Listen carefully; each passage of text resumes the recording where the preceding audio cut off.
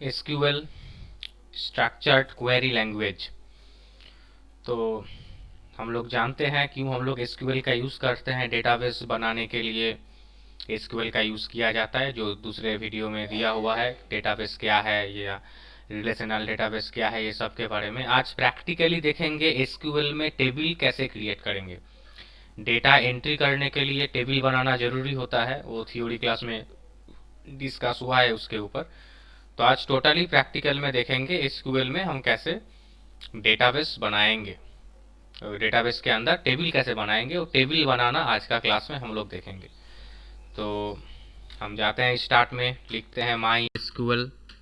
तो my SQL जब यहाँ पर आ गया तो हम लोग ओपन करेंगे यहाँ से माई एसक्यूएल वर्कबेंच 8.0 वर्जन है मेरा इंस्टॉल किया हुआ। तो वर्कबेंच में करेंगे। डॉस में कमेंट लाइन में करने से थोड़ा दिक्कत होता है समझने में, लेकिन यहाँ पर बहुत इजीली हम लोग आउटपुट एट ए टाइम देख सकेंगे इसका टेबल का, क्योंकि ये कमांड बेस है, एक्सेस की तरह है नहीं जो हम ड्रॉ कर लेंगे। कुछ भी काम करना पड़ेगा टेबल बनाने के लिए या नया कॉलम ऐड करने के लिए, तो हम लोगों को यहाँ पर कमांड लिख के करना पड़ेगा। जो भी काम करेंगे कमांड लिख के करना पड़ेगा। तो स्वास्तिक बोल के जो बना हुआ है उसको ओपन करते हैं। स्क्रीन में जो रूट दिखाई दे रहा है डेटाबेस, इसमें क्लिक करते हैं तो पासवर्ड आएगा। पासवर्ड मेरा जो दिया हुआ है 12345 वो हम देके यहाँ पर ओके कर रहे हैं, क्योंकि ये सर्वर के साथ लिंकअप रहता है तो पासवर्ड यहाँ पर देना एसेंशियल होता है।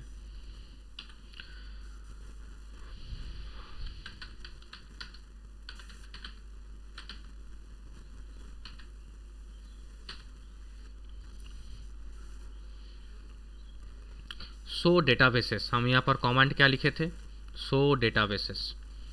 हम सो डेटाबेसेस कमांड लिख के देख लेते हैं क्या क्या डेटाबेस मेरे पास है। ये जो नीचे नाम उठ के आ रहा है ये सब डेटाबेस मेरा सेव है, पहले से सेव है। हम वो नया डेटाबेस भी बना सकते हैं, और जो डेटाबेस मेरा सेव है उस किसी भी डेटाबेस को यूज़ कर सकते हैं, क्योंकि टेबल जो बनेगा वो पर्टिकुलर कोई ना कोई डेटाबेस के अंडर में बनेगा। एक डेटाबेस बनता है मल्टीपल टेबल लेके, ये हम लोग जानते हैं। डेटाबेस होता है डेटा रिकॉर्ड रखने के लिए, और रिकॉर्ड रहता है टेबल के थ्रू, रो एंड कॉलम के बेस में रिकॉर्ड रहता है। तो टेबल बनेगा कहाँ पर, डेटाबेस के अंदर बनेगा। अगर हम डेटाबेस के अंडर में नहीं घुसेंगे, डेटाबेस में डेटाबेस क्रिएट नहीं करेंगे, तो हम टेबल भी कैसे बनाएंगे। टेबल कमांड, क्रिएट टेबल का जो कमांड है वो काम नहीं करने वाला। तो टेबल बनाने के लिए पहले हम लोगों को डेटाबेस के अंदर घुसना पड़ेगा। तो सो डेटाबेसेस जो कमांड है इसके थ्रू हम लोग देख लिए एट प्रेजेंट मेरे पास क्या क्या डेटाबेस है इस सिस्टम में, वो हम देख लिए। आप इसमें से यूज़ करेंगे किसी भी एक डेटाबेस को। तो यहाँ पर STDB स्टूडेंट डेटाबेस, STDB बोल के एक डेटाबेस है, इसको यूज़ करते हैं। सेमीकोलन देना पड़ता है, कोई भी स्टेटमेंट अगर ख़त्म हो जाता है तो एंड ऑफ द स्टेटमेंट हम लोगों को यहाँ पर सेमीकोलन का यूज़ करना पड़ता है। और उसके बाद ये एग्जीक्यूट, कोई भी कमांड लिखेंगे उसके बाद ये एग्जीक्यूट का जो बटन है इसमें क्लिक करना पड़ेगा। ये जहाँ पर माउस पॉइंटर हम दिखा रहे हैं, एग्जीक्यूट द सिलेक्टेड पोर्शन, इसमें क्लिक करना पड़ेगा। तो नीचे देखिए, नीचे राइट का सिंबल उठ के आएगा। ये राइट का सिंबल जो है वो आपको बताएगा आपका कोडिंग सही है। अगर हम लोग कुछ गलत कोडिंग लिखते हैं या कुछ स्पेलिंग मिस्टेक हो जाता है तो वो क्रॉस सिंबल में आएगा, वो कोडिंग रन नहीं करेगा। तो यहाँ पर यूज़ कर लिए, राइट का सिंबल आ गया मतलब मेरा एग्जीक्यूट हो गया। हम STDB डेटाबेस के अंदर में घुस चुके, यही उसका मतलब प्रमाण है। इसको तो हम लोग देख नहीं सकते घुसे हैं या नहीं घुसे हैं, लेकिन अगर हम नहीं घुसेंगे तो टेबल वाला कमांड काम नहीं करेगा। क्रिएट टेबल जो होगा वो नहीं होगा, क्रिएट टेबल कमांड काम नहीं करेगा अगर हम पर्टिकुलर डेटाबेस के अंदर नहीं घुसेंगे तो, अगर गलत कमांड देंगे तो गलत कमांड अगर हो जाता है तो नीचे क्रॉस सिंबल उठ के आएगा, राइट सिंबल उठ के आया है मतलब यही प्रमाण है हम लोग डेटाबेस के अंदर घुस चुके। जो डेटाबेस का नाम हम दिए थे उसी डेटाबेस में घुस चुके हैं। अब उस डेटाबेस के अंदर में टेबल तैयार करना है, तो उसके लिए कमांड है create table. Create table command के बाद मुझे नाम देना पड़ेगा। क्रिएट टेबल तो कमांड है माई एसक्यूएल का, आप किस नाम से टेबल बनाना चाहते हैं हम वो नाम यहाँ पर देना पड़ेगा। तो हम नाम देते हैं student underscore details. Student details बोल के हम टेबल बनाएंगे।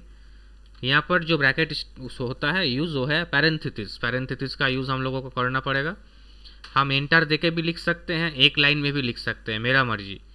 कोड सही होना पड़ेगा, कैसे भी लिखे कोई बात नहीं है, लेकिन पार्ट बाय पार्ट एंटर देके लिखेंगे तो समझने में सुविधा होगा और कुछ नहीं।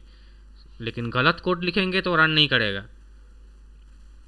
तो स्टूडेंट डिटेल्स टेबल में क्या क्या चाहिए? पहले मुझे चाहिए रोल, स्टूडेंट्स का रोल नंबर हम लेंगे, ये रोल डिस्प्ले होगा। इसका डेटा टाइप क्या होगा? इसका डेटा टाइप हम ले लेते हैं इंट। इंट लेंगे तो हम नंबर लिख सकेंगे रोल में। और क्या करेंगे? इसको हम लिखेंगे नॉट नल। नॉट नल करेंगे तो क्या होगा? रोल एक ऐसा फील्ड होगा, रोल एक ऐसा कॉलम होगा जिसमें मुझे कुछ ना कुछ रोल डालना ही पड़ेगा। अगर हम कुछ भी रोल नहीं डालेंगे तो वो रिकॉर्ड एक्सेप्ट नहीं होगा, नेक्स्ट रिकॉर्ड में हम जा नहीं सकेंगे। तो नॉट नल मुझे यहाँ पर देना है। और एक रिकॉर्ड हम मेंशन कर दिए तो यहाँ पर कॉमा देना है। कॉमा देने के बाद हम दूसरा जो फील्ड है उसको बना सकते हैं। तो दूसरा फील्ड का हम नाम देते हैं नेम। नेम फील्ड यहाँ पर देके नेम का जो हम डेटा टाइप है उसको हम देते हैं कैर। कैर यहाँ पर हो गया डेटा टाइप जहाँ पर हम कैरेक्टर लिख सकेंगे। इसका कैपेसिटी देना पड़ेगा, जितना मन चाहे दे सकते हैं। 30 कैपेसिटी दे देते हैं, मतलब नेम लिखने के लिए हम लोग 30 लेटर यूज़ कर सकते हैं। इसमें नॉट नल नहीं दिए, मतलब अगर हम चाहेंगे तो नाम नहीं भी दे सकेंगे, अगर चाहेंगे तो। ऐसा होता नहीं है, फिर भी इसको नॉट नल नहीं दिए। वो नॉट नल मेरे ऊपर डिपेंड है, हम किसको देंगे किसको नहीं देंगे। हम लोग जब टेबल को बनाएंगे, डेटाबेस को बनाएंगे, हम किसी भी तरीक़ा से उसको कर सकते हैं। नेम के बाद आएगा क्लास। क्लास को भी हम लेंगे कैर में, और इसका हम लेते हैं 4। कैरेक्टर में क्लास लिखेंगे। कैरेक्टर में जैसे कि हम लोग 12 लिखते हैं, एक्स आई दे के 12 लिखते हैं, 5 लिखते हैं तो भी लिख देते हैं। तो कैरेक्टर का यूज़ करते हैं हम लोग। और यहाँ पर 4 लिखे कैपेसिटी, क्योंकि 8 लिखने के लिए, क्लास 8 लिखने के लिए सबसे ज़्यादा कैरेक्टर का ज़रूरत पड़ता है, जहाँ पर हम लिखते हैं VII। चारों कैरेक्टर लिखना पड़ता है क्लास 8 अगर करते हैं तो।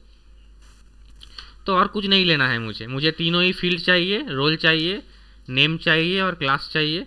ये तीनों फील्ड के ऊपर बेस करके मुझे एक टेबल बनाना है। लेकिन टेबल बनाने के लिए जो एसेंशियल होता है वो हम लोग जानते हैं प्राइमरी की। प्राइमरी की एक यूनिक फील्ड है जिसके ऊपर बेस करके मेरा रिकॉर्ड क्या होता है, मेरा रिकॉर्ड सेव रहता है प्राइमरी की के ऊपर बेस करके। तो प्राइमरी की देना पड़ेगा। बैंक में जितना भी रिकॉर्ड स्टोर रहता है कोई भी बैंक में, तो बैंक अकाउंट नंबर जो होता है उसके ऊपर बेस करके बैंक का रिकॉर्ड सेव किया जाता है। मेरे या आपका नाम से बैंक का रिकॉर्ड सेव नहीं हो सकता, क्योंकि उस नाम से और भी कैंडिडेट्स है वहाँ पर, ऑल ओवर इंडिया में और भी बहुत जन मिलेगा उसी नाम से। तो अकाउंट नंबर जो है उसके ऊपर बेसिस में मेरा क्या होता है, रिकॉर्ड सेव होता है बैंक में। हम लोग जब एग्ज़ाम देते हैं CBSE या ICSE में, तब क्या होता है, एग्ज़ाम का जो रजिस्ट्रेशन नंबर होता है उसके ऊपर बेस करके मेरा रिकॉर्ड सेव होता है, जो यूनिक होता है। तो एक यूनिक फील्ड यहाँ पर चाहिए जिसको हम लोग कहते हैं प्राइमरी की।